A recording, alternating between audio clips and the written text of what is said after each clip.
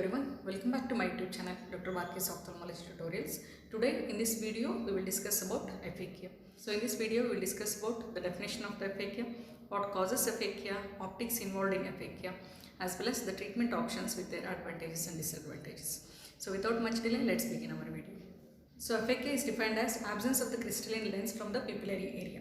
Okay, as you know, this is the eyeball with the iris, cornea, and the lens which is there behind the iris sitting in the place called as the patellar fossa, okay, which I have already explained, and the lens is held by the zonules, and whenever the crystalline lens is absent from this particular place, it is called as aphakia. Okay, before going to the causes for aphakia, let me explain the optics involved in aphakia here only. So normally what was happening, the eyeball has the refracting capacity of around plus 60 diopters, okay.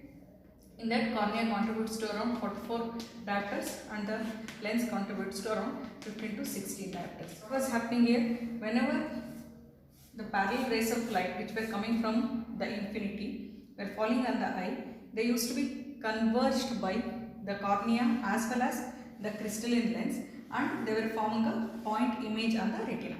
But in aphakia, this convergence mechanism is not there. Means the light rays are not getting converged, so they are falling and forming a image somewhere much far behind the retina. Okay, so this is a refractive status. It is not a refractive error, but a refractive status where there is high hypermetropia. Okay, high hypermetropia. So this is the optics involved in the aphakia. So the causes of aphakia, like congenital absence of the lens, that is called as congenital aphakia, or following surgery like your small incision cataract surgery, or phacoemulsification where the crystalline lens is removed but the artificial intraocular lens is not placed, or it can be following trauma where there can be traumatic dislocation of the lens, okay, or following the absorption of the lens, which is seen in some of the cases where the lens undergoes absorption and there is absence of the lens, and the dislocation of the lens into the posterior vitreous cavity. So these are the causes for your aphakia. So before going to the symptoms of aphakia, you should know what were the functions of crystalline lens. So one I told that was helping in focusing the image on the retina, okay, because of its converging mechanisms. It was also helping in the process of accommodation. This one is it was absorbing few rays of the ultraviolet ray spectrum, okay. So the symptoms of aphakia are the patient will have diminution of vision, okay, counting fingers, okay, of 1 to 2 meters. Patients will also experience loss of accommodation, so the near vision is hampered, so decreased near vision also. And the third is patients may experience seeing some of the colors, that is called as erythropsia or the synopsia, okay. Some patients will tell that all the objects are seen as reddish hue or the yellowish thing, so these are erythropsia and synopsia. So these are the symptoms of aphakia. We will see the signs of aphakia. So whenever you are asked this question about the signs of aphakia, don't jump to the pupillary area and say that the jet black pupil is a sign. So come methodically. First is the visual acuity. So when you check the visual acuity, it is reduced to almost counting finger. Second is the refraction. When you do refraction, you will have very high hypermetropia. Okay, that is high plus lenses are needed to neutralize the reflex. And the third is when you come to the examination of the conjunctiva or the sclera, if it is following the surgery induced aphakia, you will see the limbal scar, okay, a scar near the limbus, okay, which is involved in the sclera and the conjunctiva. And then when you examine the anterior chamber is quite deep, okay, and there is tremulousness of the iris, okay, that is called as iridodonosis.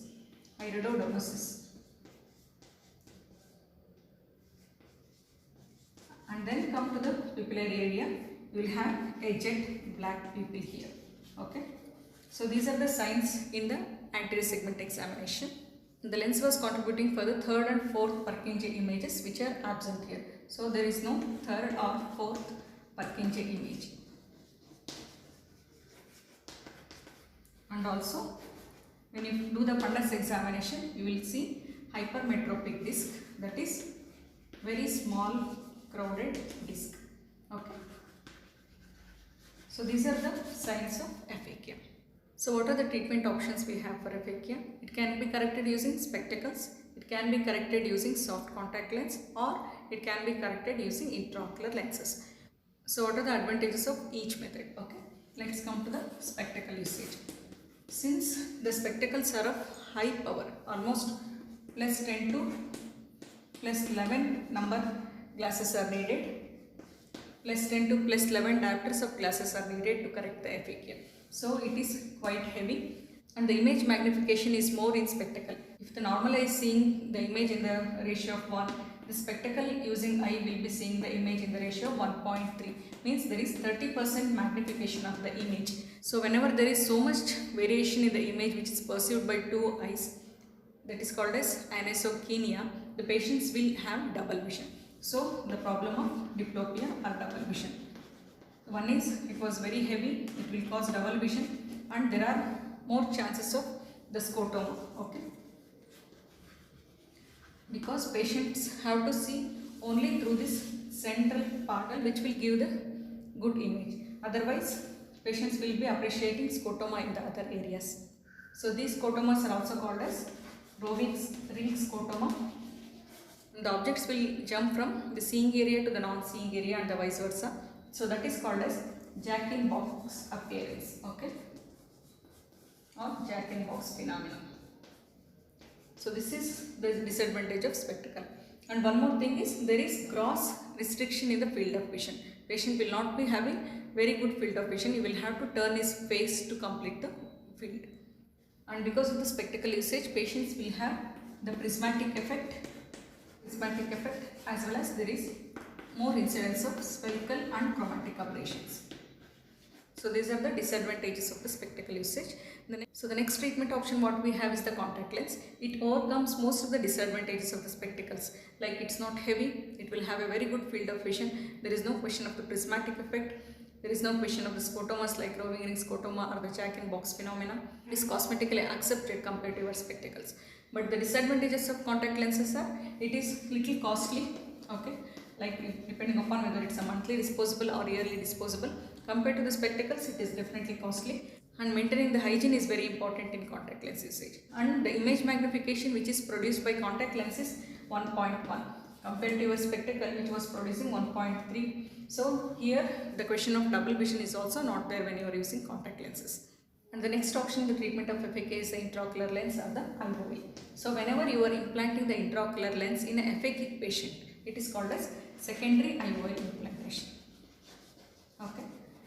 If it is done in the same skin where you have selected the crystalline lens following your SICS or the phacoemulsification and then you are implanting the IOL there only, that is called as primary IOL implantation.